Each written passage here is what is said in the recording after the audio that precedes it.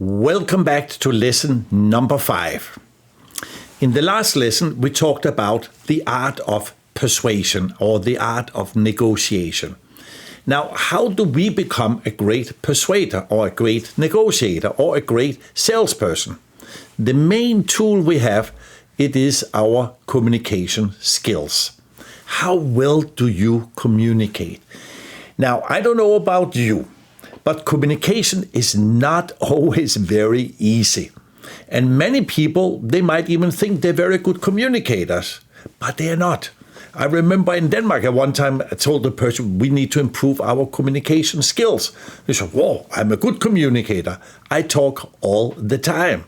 I said, yeah, that is the problem. You talk all the time, but you don't listen very well. So some people maybe don't even talk at all. They don't communicate. They don't tell their ideas, their opinions. They're very silent. So we need to find the right balance. So what we mean here to be a good communicator. And communication, it is the main tool of a salesperson. And as you probably know, there's verbal communication and there's non-verbal communication. Now we will mainly look first at the verbal communication, later the non-verbal. So first of all, as we have said before, success comes from 2 key elements, our mindset and our skills. So here as a communicator, let's say you don't like talking. That has to do with your mindset. Now, maybe you don't want to listen to somebody. This no want, no desire is part of the mindset. But maybe you don't know what to say. You don't have the skills. Some people can be very skilled in what we call small talk or social conversation. Other people don't know how to do this small talk, social conversation, etc. So we want to work on both aspects, having the right communication mindset and the right communication skills. And the first factor is, you probably heard about the word monologue. This is when the communication goes in one direction. And this is when one person is doing all the talking. And very often you see the other person, after some time, is not really listening. And often you will end up with no understanding. So a monologue or a one-way communication, like a one-way street, is not very successful in human relations. And very often you will see, if there is a problem in the family, you ask the husband, what's the problem? He says, well, the wife don't listen, she don't understand me, she don't pay attention to what I want. And if you ask the wife, she will say pretty much the same about the husband. So they don't have a very good communication with each other. Now, and good communication, this is what we call a dialogue. A good dialogue, it is when you have really a two-way communication, two-way street. This is when we are really exchanging our ideas, our opinions. So one person is first maybe telling his ideas, and then he asks the other person, okay, what is your idea? How do you see it? And they're really listening to each other, and they're really trying to understand each other. Now, if you look around the world, everywhere there is some conflict situation, you will often see they don't have dialogue. And if you watch politics or politicians, when they're talking with each other, often they don't really listen because they're so focused on their own beliefs, their own ideas, that they're not open to that other people maybe have a different opinion or different idea about things. So conflicts usually stem from an inability to communicate properly with each other, which we would call a dialogue with each other. And if I was the Minister of Education, which I'm not, but if I were, and then what I will teach the little children, how to communicate, how to create a dialogue. I will do drills, practical assignment, until they become very good communicators. Now, in sales, that is the key. If you become a really, really good communicator, your sales result can go to a completely new level. Now, it doesn't mean in passive selling. because you can be a very silent person and a very good passive seller. Client come and say, I want to buy, but in active selling, it's a problem. Now, how do we do it? So we put together here what we call the Q technique. The Q, it is a letter. Q is the first letter of the English word question. So we want to learn how to ask a lot of questions. And the purpose of asking a lot of questions, it is to get information, to establish dialogue, and achieve understanding. Now, there's one book that really opened my mind to the art of asking lots of questions. And it was a sales book written by the author called Neil Rackham. He is an English professor, and this book he wrote called Spin Selling. And spin is an abbreviation of 4 words. First you look at the situation, and then you look at the problem, and then how does it impact or influence a person, and what is the needs payoff by doing whatever service you're selling. Now, but Neil Rackham, together with his team, he did a huge research. I forgot how many hours of meetings they have done, and they found out the salespeople who were the most successful are those who ask the most questions. So the more questions, the better result. And he explained very simply, you start by quantity and then you improve quality. So in the beginning, to learn to ask a lot of questions, just ask a lot of questions, quantity, volume of questions. And after you say, oh, I can do that, now let's improve the quality of the questions. And of course, in the beginning, we're going to do a lot of mistakes. People don't want to answer, etc. But we need to learn it. Now, how do we do that? So I put together a very simple system. I call it the curiosity scale. And in the curiosity scale, as you can see here, there are 2 main parts. There's the negative part. This is when a person is not interested, he don't want to listen, he might even be resisting or even criticizing. So -1, -2, and -3. It is the negative level of the person. In the positive level, the person at +1, he's curious, he would like to know what it is, he's maybe +2, very interested, or +3, he's really passionate about learning, understanding, etc. Now, if we look at this, have you ever experienced, you have some kind of an idea about something, or you believe in something, or let's say you have seen a movie, or you like some music, or you have a hobby, anything that you like, and you go to tell it to someone else, and they are in the negative band. So they either not interested, they're not listening to you, they might even be resisting, or even criticizing you, attacking you for what you like or what you believe in. You see it very often when people talk about political subjects or religious subjects or any other, let's say, touchy, emotional subject. Very often the people you're talking to can be very negative about it. Now, but that also means, let's say somebody else come to you and they believe in something or like something. How do you react? If you are in the negative level, you don't learn anything.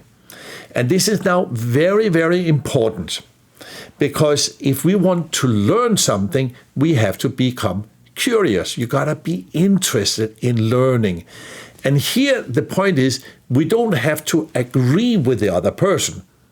We can agree that we have a different opinion or we like different things.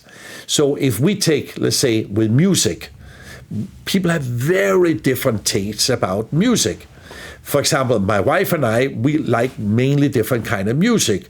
I like more like rock and roll, country music, etc. That's what I grew up with.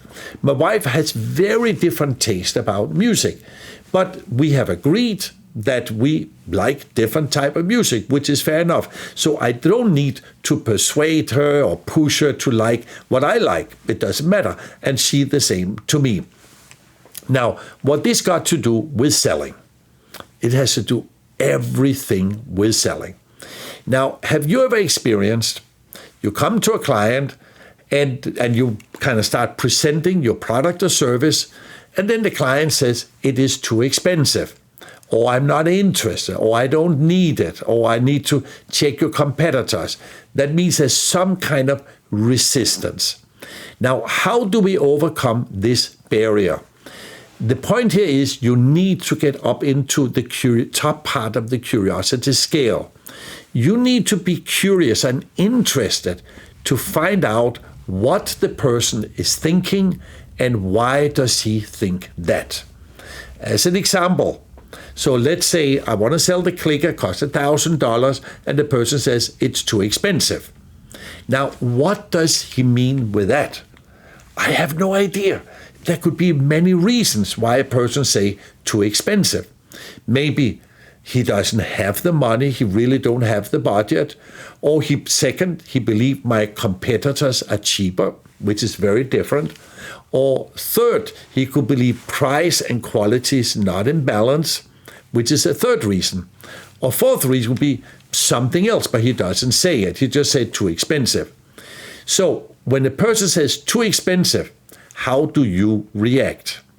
If you go into argument and you kind of confrontational deal with the person, maybe say, no, it's not too expensive. Let me show you why the price it's not too expensive, etc. Now you go into a conflict. You didn't find out why did this person believe, or why does he say it is too expensive. So here we need to learn to ask two questions. The first is what we call the what question. What does a person think? What is his idea? What is his opinion? And the second question, it is the why question. Why does he think this? Why did he form this opinion? And here you're just curious, because how do people form opinions or beliefs? It's based on the information and experiences that they have, which could be very logical reason why they think certain things. But we have different experiences, different opinions, etc. So in business, in selling, in life, we want to practice asking lots of questions. So, for example, what we can do, we need to build what we call good communication habits. Now, how do we build habits? Habits is built through practice.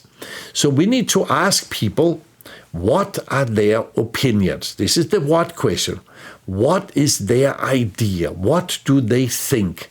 What do they feel about certain things? This is the what question. You can ask it in many ways.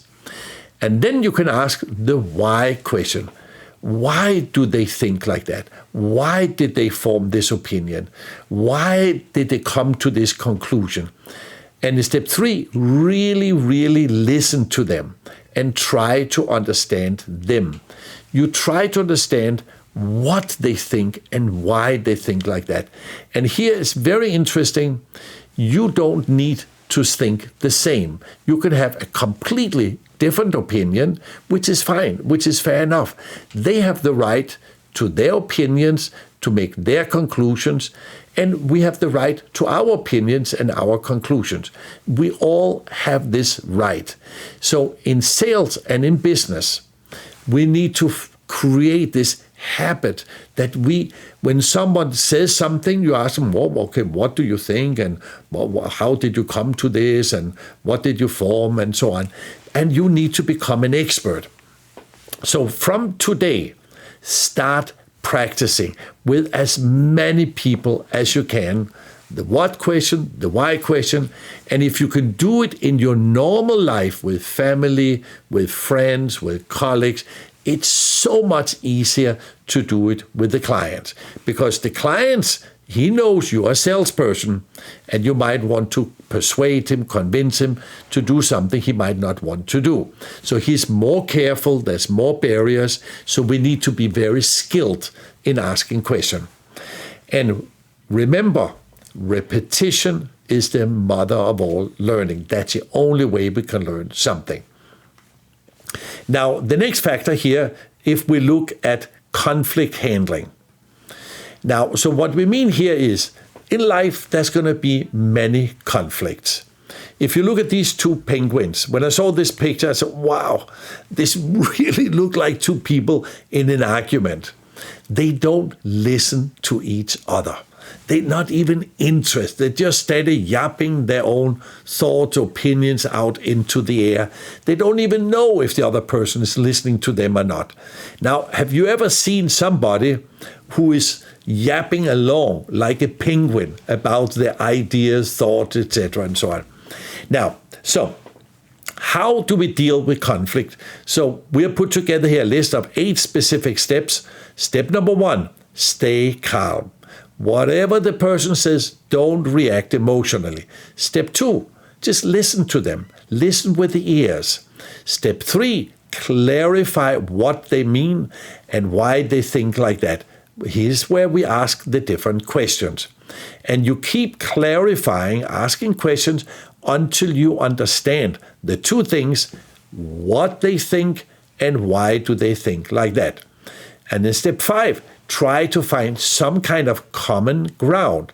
Negotiate something that we both can agree on, something we both can live with, which is fair for both sides.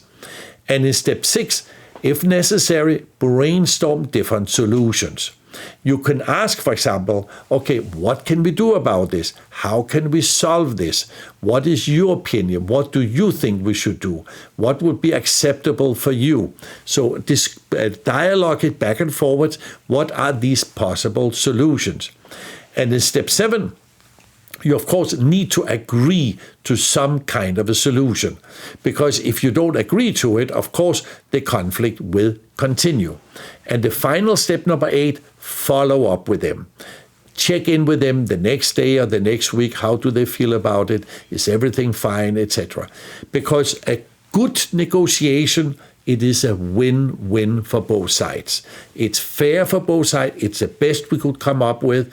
There might be some compromises, but we can live with it. Now, this is the way to have long-term success. Life is a long marathon. I don't like too much stress. I don't like unnecessary conflict. Now, problems, conflict, it is part of life. We cannot avoid them, but we want to solve them as fast as we can. All right, so this is a very powerful process, handling steps here, but it takes really good communication skills. And if we learn how to be a better communicator, and very simple, be curious. Use the Q technique. Ask a lot of questions. The 2 types of questions, what questions and why questions. You can also call them closed questions and open questions. Do you like it? Yes or no. There's a closed question. It's a what. And then you ask them, why do you like it? Why did you choose this one? Or why do you not like it? That's now an open question.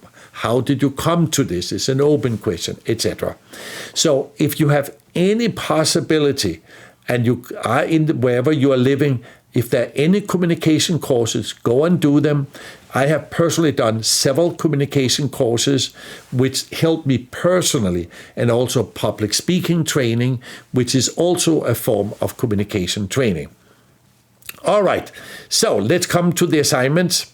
So if you are sitting with somebody right now where you're doing this training, you're watching the video, then ask your partner, what is their hobby or passion? And they say, I like fishing or playing golf or playing music, or my passion is my children or my work. It doesn't matter what. Then ask them, why is that their hobby or passion? And step 3, learn something. And here's very important. You don't have to have the same opinion, but you want to learn something, what they like and why they like it. And we wrote here for minimum 3 people, means you can, if you have several people in the room where you are now, ask 3 different people. Otherwise, you ask them when you come home, or you ask some other colleagues, etc. And the second assignment, use the conflict handling process to solve some kind of a conflict you have with someone. So here it is very important, if you have a conflict or a problem with someone, go up to them and say, listen, I have this home assignment. I need to solve some kind of a conflict I have with somebody. That's why I'm coming to you.